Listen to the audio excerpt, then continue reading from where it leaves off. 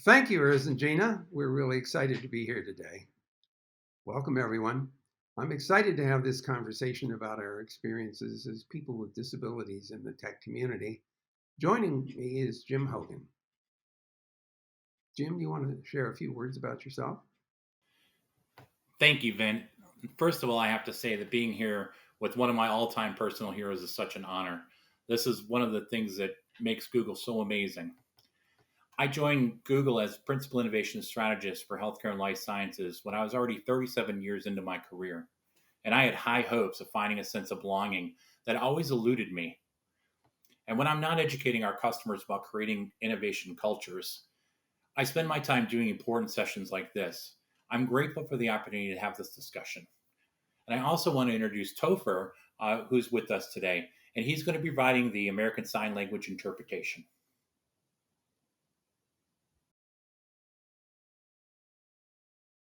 Thanks so much, Jim and Topher. Uh, Jim, can you talk a little bit about your definition of neurodiversity?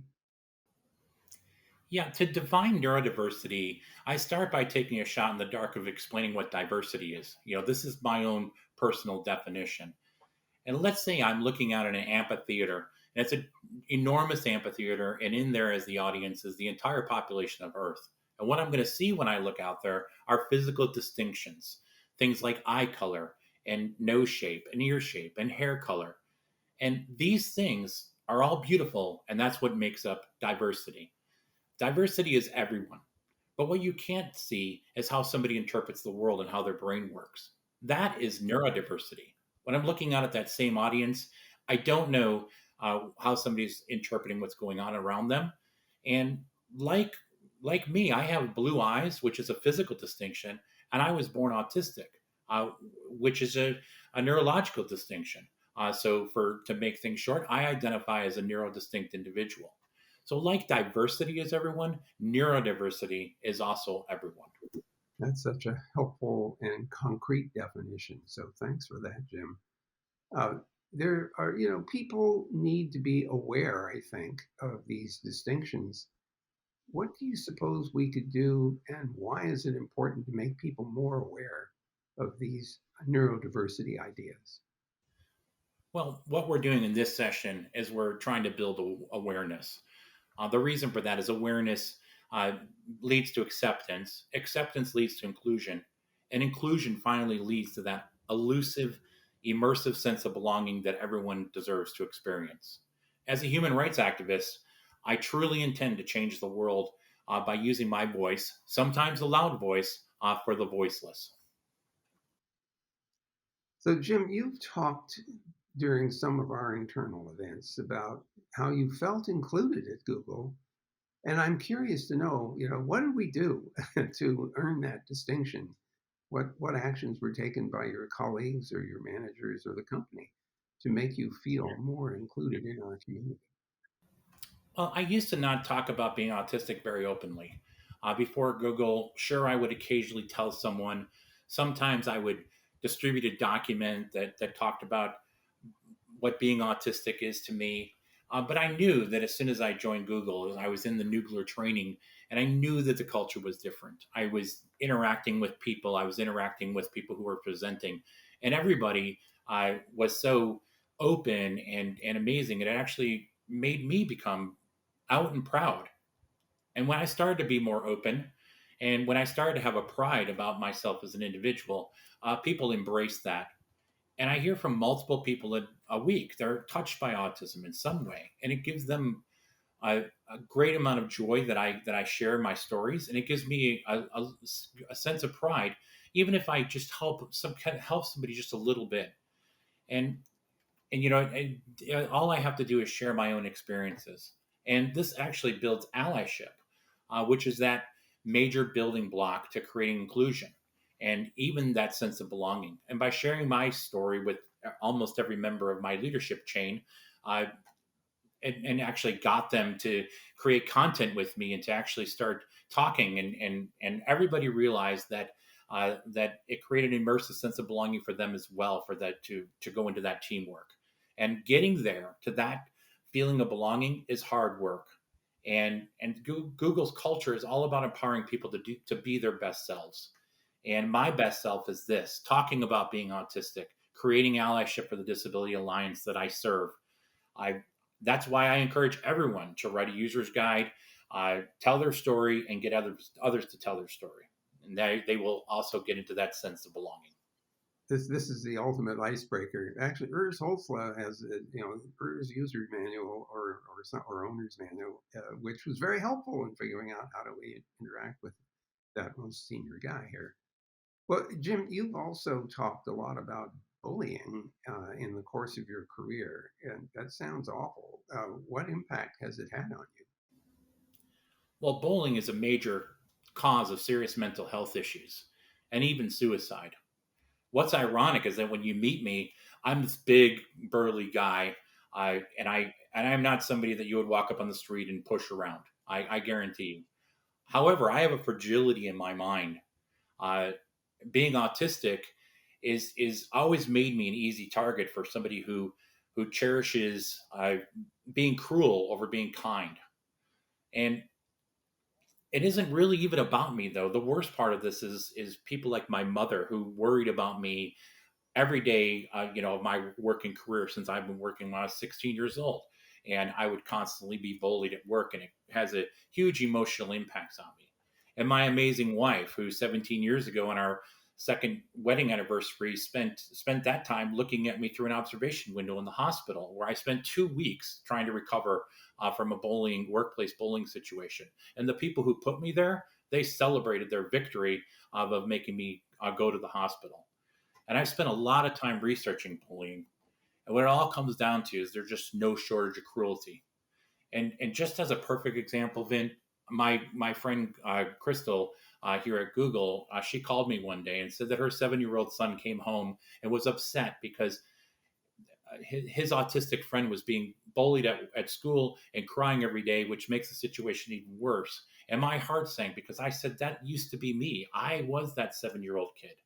And the worst part of this is that people aren't born bullies. They learn to be bullies, and they can unlearn that too.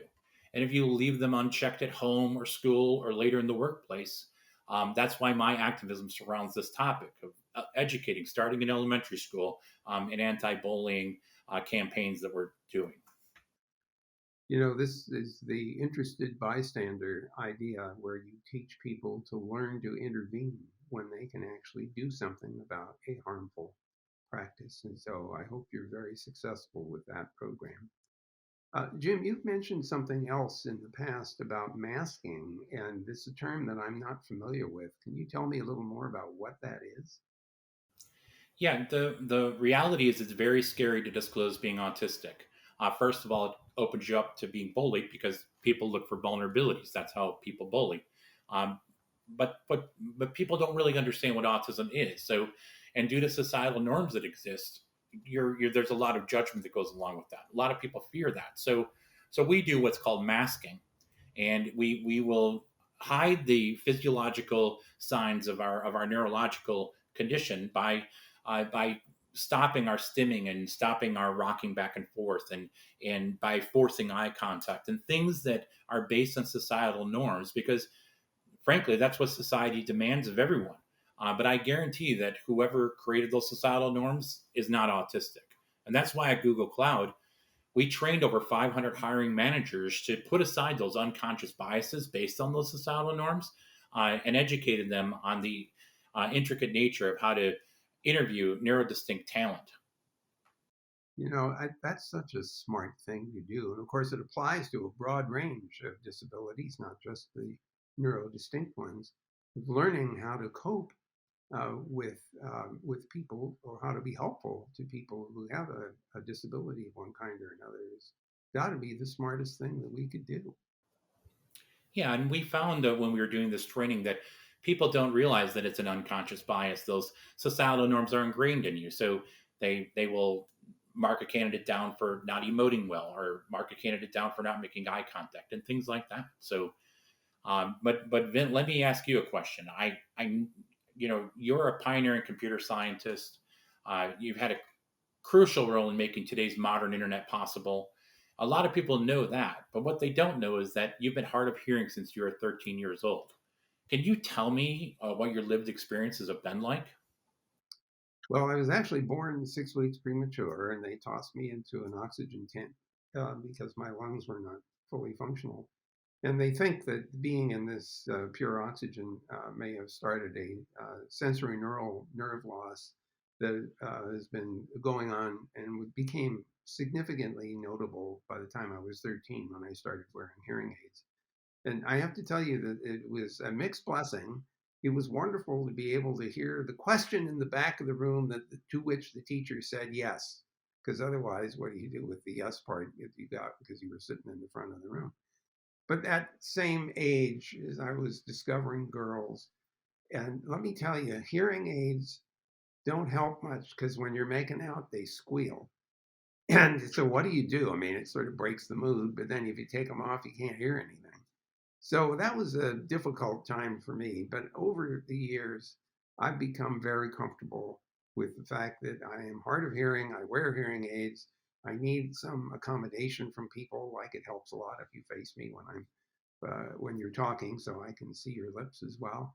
I've become very comfortable with all of that, and it's certainly colored some of my technical and career interests. I've ever since the ARPANET project started in 1968, and electronic mail was invented in 1971. I've always gravitated toward jobs that have electronic mail capability because it's a lot easier for clear communication.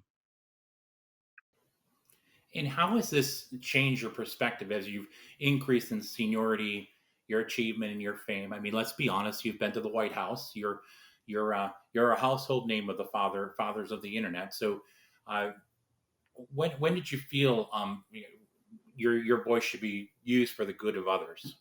That's a really good question because for a long time I felt uncomfortable, admitting that I had to wear hearing aids and change batteries, and I was always a little shy about that. And then finally, I think as I got into more senior positions and felt comfortable being very upfront about my hearing impairment, they basically I was persuaded that I ought to take a stand to be helpful to people with any kind of disability, to remind companies that they should be thinking, how do I make this employee more productive? What can I do to accommodate? And to create an atmosphere where people who need that accommodation feel comfortable to describe it uh, either to their management or to their colleagues. So for me, as I gravitated into more senior levels, I felt more and more comfortable and even more compelled to speak on behalf of people with disabilities to remind people that they're just people and they are fully capable. They just need some help every once in a while. And we appreciate you. So, was this the same for you, Jim? I mean, how did you get to the point where you decided you wanted to be much more open about your autism and how you cope with it and how other people might help you to be more productive? Well, my story is that for 37 years of my career, I never had a corporate situation where I wasn't being tormented and bullied, and this led to when I got my offer with Google. I did a video call with my mom, and she was so happy. And this is an example of a an 88-year-old woman who worried about her baby boy, who is 53 years old at the time, and was so happy because she knew the culture at Google would embrace me and wouldn't let me down. And I was supposed to see her 4 days later, and I hadn't seen her in almost a year because of COVID, and she died on me 3 days later, and that was our last conversation. And we and I cherish those moments because when she was passing away, she looked at my sisters and said, he's going to be okay. And that is why when people try to shake me from my bond with Google, you're going to be very unsuccessful because this is my last job, and I'm very, very happy to be here. So, So now let me turn the questions back to you, Jim.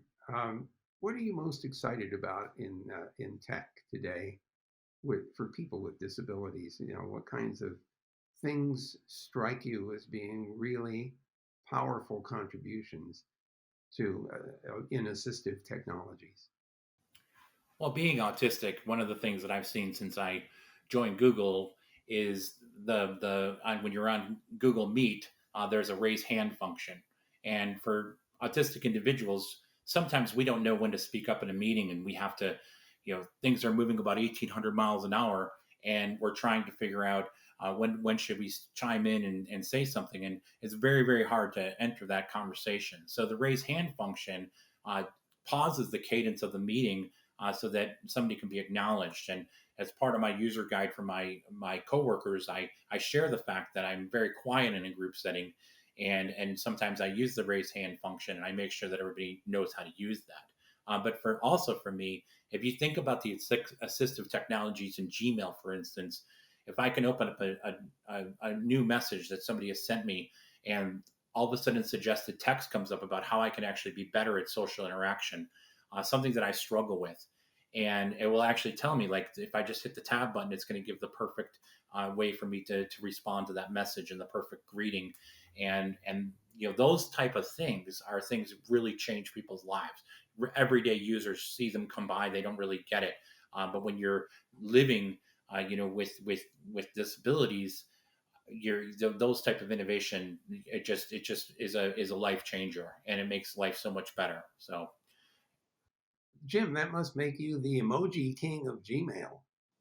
I do enjoy expressing myself with emojis and using different things, because the some of the things are that I don't emote well. I don't have a good affect in my facial expressions. And whenever somebody takes a picture with my wife and I, and if I'm taking a selfie, I'm okay with that because I can see what I look like, and I can try to muster a smile. But somebody takes a picture of us usually, and I'm not smiling, and they're like, "Oh my God, you're very miserable. Like, what did she do to you?" It's like, no, she didn't do anything. I assure you that I love my wife very much, and I am trying to be, smiling on the inside doesn't do the trick when you're doing pictures. So I am working on that. But yeah, my lack of affect is sometimes people get confused by that, and especially when you're on Google Meet, people will think that I'm not being very expressive, or that I'm angry when I'm happy, or happy when I'm angry. It's hard to have those emotions as they show up on your face come out right sometimes. So Wow, that was a great conversation. Thanks so much for sharing your thoughts with me, Jim, and for all of you for listening in. Jim and I wanted to leave you with three top actions that you can undertake to be an ally for people with disabilities. So, Jim, you want to put that slide up and talk to it? absolutely. So I thank everybody for listening today. We want to talk about how to build allyship in your organization, and the first thing you can do is ask directly what you can do. If you have an individual who has come forth, says that they have a disability, ask directly, what can you do to make their life better? More importantly, be aware of what accommodations are available, whether you are asking for accommodations or whether you are granting accommodations. Just understand what the process is, what accommodations are available in your organization, and also look for any gaps, especially if you're granting something. Go into that with an open mind, and if you're receiving those type of requests, be open about granting them. And lastly, do your research during your design processes to consider accessibility. Don't wait until your product launches to for somebody to come back to you and tell you that you didn't consider accessibility.